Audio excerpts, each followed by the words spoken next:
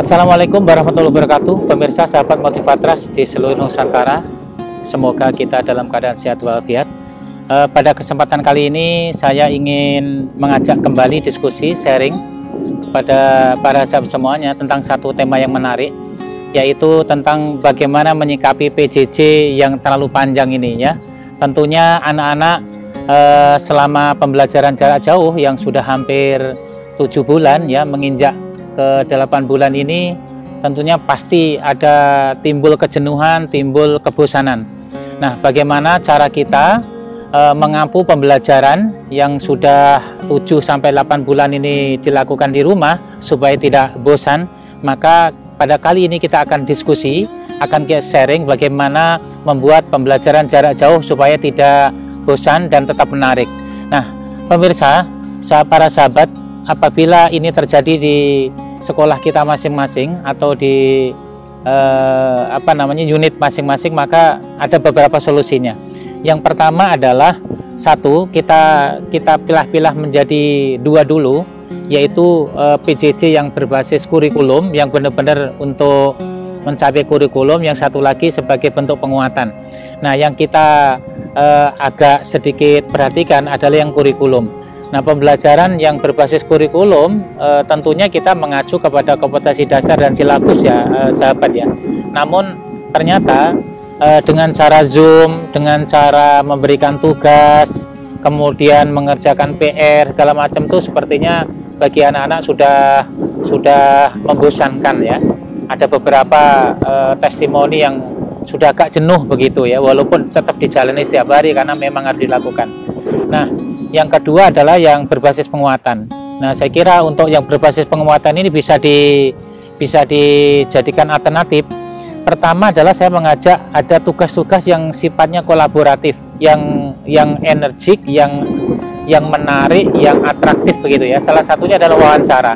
Maka wawancara bisa menjadi salah satu alternatif kegiatan PJJ. Nah, wawancara dimulai dari wawancara pada keluarga, tokoh-tokoh yang ia kenal begitu ya. Nah, berikutnya adalah diarahkan kepada tugas yang sifatnya kepada literasi dan numerasi. Saya kira menarik kalau tugas PR yang sifatnya penguatan dilarikan ke dua hal ini. Literasi terkait dengan kemampuan membaca, menulis, dan berbicara. Kemudian kalau numerasi larinya kepada pemecahan masalah. Maka kegiatan wawancara, menulis buku, menulis pantun, kemudian membuat buku-buku cerita, kemudian membuat resum-resum dari sebuah kisah-kisah menarik, sekitar menjadi suatu alternatif.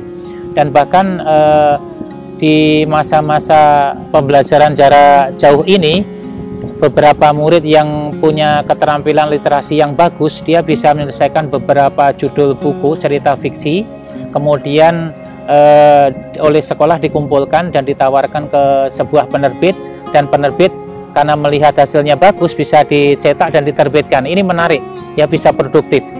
Kemudian kegiatan lain pada saat anak-anak sudah tahu silabus atau yang dipelajari dalam waktu 1 bulan ke depan gitu sudah disampaikan, maka coba sesekali tawarkan kepada mereka kegiatan yang ingin dilakukan esok hari. Jadi guru juga boleh melibatkan kepada anak-anak, ditanya, anak-anak besok kita mau belajar apa begitu ya. Boleh usul loh, besok atau minggu ini kita belajar apa, aktivitinya apa, kira-kira proyek apa yang kita bisa buat bersama begitu ya. Saya kira ini menarik sekali, bisa ditawarkan. Kemudian kolaborasi berikutnya adalah sifatnya edusosial. Kegiatan yang sifatnya edusosial. Jadi ada kegiatan edukasi tetapi ada sosialnya. Salah satunya adalah program memasak bersama ya. Memasak bersama keluarga, kemudian nanti bentuknya video ya, kemudian nanti laporan ya, laporan pada gurunya.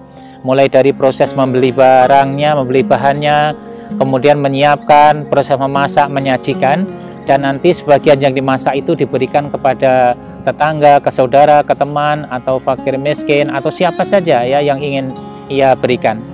Nah, berikutnya adalah kegiatan bersama yang sifatnya activity di lingkungan rumah ya. Bapak Ibu yang saya hormati, tolong ini dibantu untuk orang tua supaya anak-anak juga bisa bergerak, maka rumah harus diciptakan selega mungkin ya.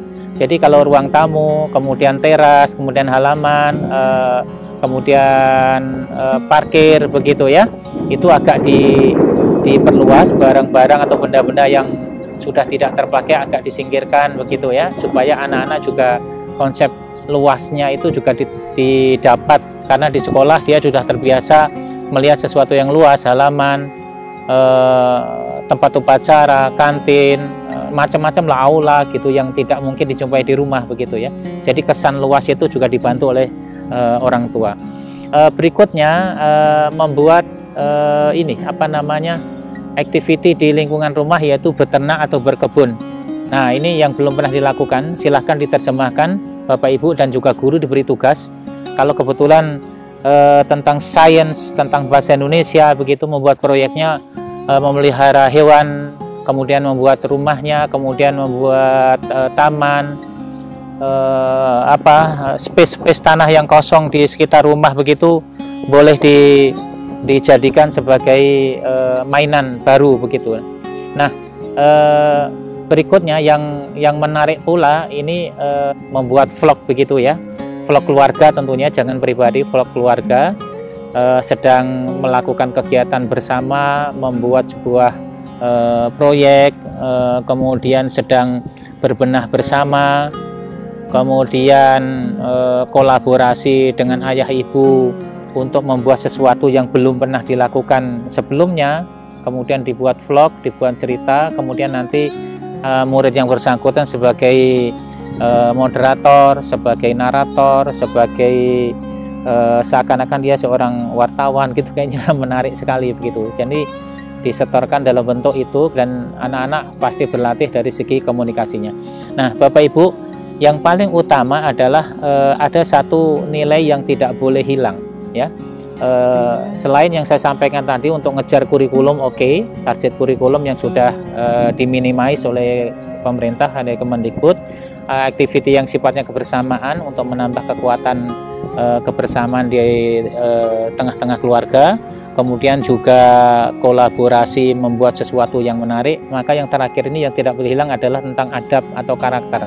Maka harus ada tugas, harus ada kebersamaan, nilai terbaik yang diberikan oleh anak kepada orang tua. Jadi setiap hari ada satu kebaikan yang harus disetorkan atau dilakukan anak kepada orang tua, dan harus lapor kepada gurunya. Saya kira menarik ya. Seluruh kebaikan yang ia bisa lakukan bisa disumbangkan. Sekecil apapun kebaikan itu yang dilakukan murid itu menjadi bentuk portofolio dan nanti dicatat oleh guru. Baik, pemirsa, saya kira itu resep bagaimana menanggulangi atau mengikis kejenuhan selama PJJ. Semoga bermanfaat. Silahkan dilengkapi, ditambahkan sendiri oleh Bapak Ibu semuanya. Terima kasih, sampai ketemu lagi di channel saya berikutnya, di tutorial berikutnya, di video saya berikutnya. Gunanto Motivatras. Salam sukses, salam Motivatras. Assalamualaikum warahmatullahi wabarakatuh.